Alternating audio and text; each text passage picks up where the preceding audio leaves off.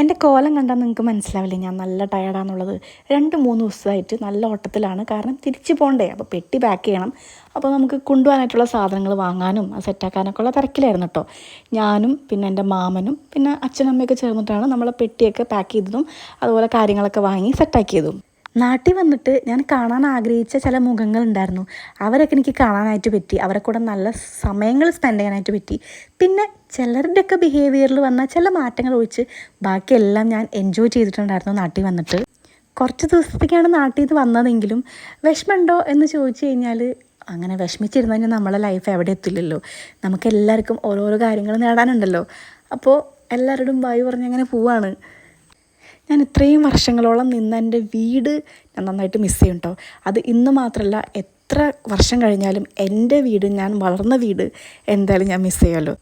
പിന്നെ അച്ഛനും അമ്മേനെയും അനിയനെയും അതെന്തായാലും മിസ് ചെയ്യുമല്ലോ, പറയേണ്ട കാര്യമില്ലല്ലോ.